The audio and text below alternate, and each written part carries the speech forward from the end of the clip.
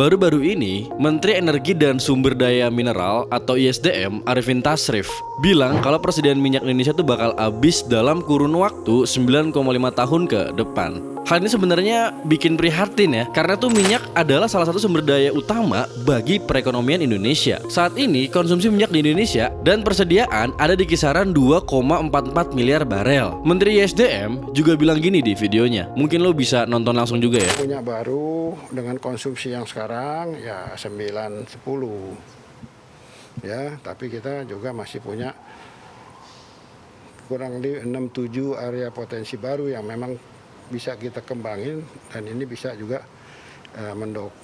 meningkatkan kita punya. Sayangnya, pengembangan energi baru kayak energi surya, angin, dan hidro perlu investasi besar dan waktu yang cukup lama biar bisa terintegrasi ke dalam infrastruktur energi yang udah ada.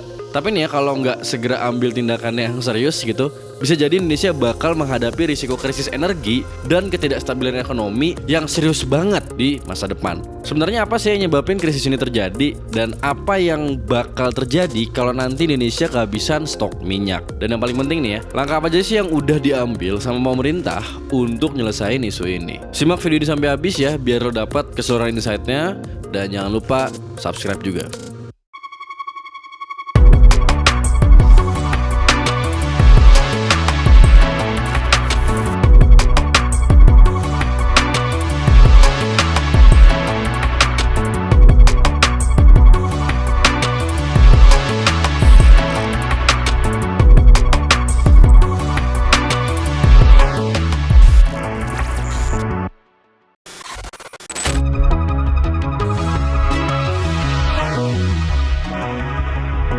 First of all, menipisnya persediaan minyak di Indonesia emang udah jadi masalah yang cukup serius ya. Salah satu penyebab utamanya adalah kurangnya eksplorasi yang dilakukan oleh pemerintah dan perusahaan migas di Indonesia. Jadi walaupun potensi cadangan minyak di Indonesia udah lumayan gede, sebagian besar cadangan, ya 60% bahkan, itu ada di daerah yang sulit diakses, seperti lepas pantai dan perairan dalam. By the way, ini tuh kata Ketua Komite Investasi Asper Migas ya, Moshe Rizal. Tapi pengembangan lapangan ini perlu investasi besar yang sayangnya gak selalu tersedia di Indonesia gitu, terutama buat dukungan infrastruktur dan proyek eksplorasi migas. Ini juga alasan kenapa Jokowi dan Pak Luhut selalu gembar-gembor ya tentang investasi terus. Tapi buat realisasinya pun banyak kendala tuh yang muncul, dari manajemen pemerintah yang lemah, birokrasi yang rumit, regulasi yang gak jelas, dan ketidakpastian hukum dalam kontrak investasi. Dari kendala ini wajar banget investor tuh buang muka, apalagi kalau investasinya itu jangka panjang dan mahal. Gue tadi udah bilang juga, kalau Indonesia nggak gerak, bakal ada dampak yang serius yang muncul. Apa sih?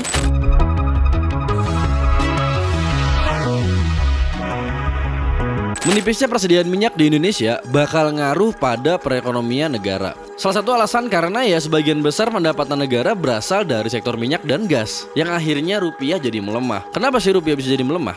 Jawabannya karena harga minyak mentah jadi faktor penting dalam nentuin nilai tukar rupiah. Kalau harga minyak mentah naik, nilai tukar rupiah cenderung menguat dan sebaliknya. Dan dalam beberapa tahun terakhir, kontribusi sektor minyak dan gas terhadap perekonomian Indonesia itu turun secara signifikan. Jadi gini.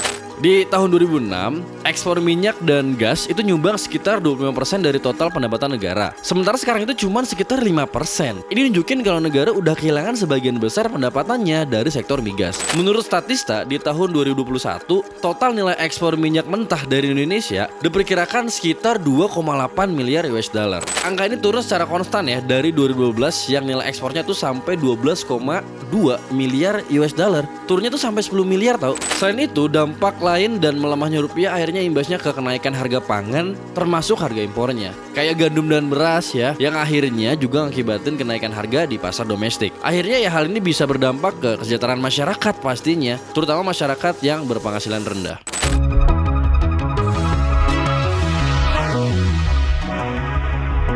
Terus solusinya apa? Hal yang pasti adalah pemerintah Indonesia harus segera ngambil tindakan yang ningkatin eksplorasi dan produksi migas. Dan pastinya ningkatin daya saing perekonomian negara. Kalau dalam jangka pendek ya, nilai yang bisa diambil adalah mulai dari memperkuat nilai tukar rupiah, menekan inflasi biar nggak ngefek lebih banyak, dan pastinya meningkatkan produktivitas sektor pangan, biar ketergantungan pada impor pangan harusnya bisa berkurang. Sementara itu, dalam jangka panjang nih pemerintah harus investasi dalam infrastruktur dan teknologi untuk ningkatin produksi produksi minyak dan gas. Pastinya juga diversifikasi perekonomian ya, biar Indonesia nggak lagi ketergantungan di sektor migas saja gitu. Sekarang Indonesia tuh lagi aktif buat ngegandeng investor buat ningkatin produksi migas, biar bisa ngatasin masalah menipisnya persediaan minyak. Selain itu, Indonesia juga lagi ngepromosi nih penggunaan energi alternatif. Mungkin lo pernah dengar ya, kayak energi B30 dan B35 yang saat ini sedang dikembangkan. Singkatnya sih ya, energi B30 adalah campuran 30% biodiesel dan 70% bahan bakar minyak. Sementara energi B35 punya campuran 35% biodiesel dan 65% bahan bakar minyak.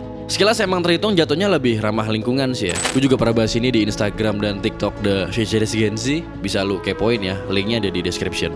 Promosi energi alternatif ini dilakukan biar bisa ngurangin ketergantungan Indonesia terhadap migas yang makin menipis. Penggunaan energi alternatif bisa meningkatkan ketahanan energi nasional dan ngurangin emisi gas rumah kaca, pastinya dalam jangka panjang. Selain itu, mengembangkan energi alternatif juga bisa nyiptain peluang baru buat energi terbarukan, membuka lapangan kerja baru, dan hopefully ningkatin kesejahteraan masyarakat. Tentunya pemerintah punya peran yang lebih gede lagi ya buat penyediaan infrastruktur dan teknologi yang dibutuhkan dan mendorong biar masyarakat luas tuh bisa switch ke energi alternatif ini. Hal ini bisa dimulai dengan kebiasaan yang pro dengan energi terbarukan. Nah, tapi dari lo sendiri gimana? Lo punya pandangan sendiri nggak soal krisis minyak di Indonesia? Kalau ada pendapat, langsung aja komen di bawah atau di Instagram dan TikTok The Futurist Gen Z ya, karena gue pengen banget baca.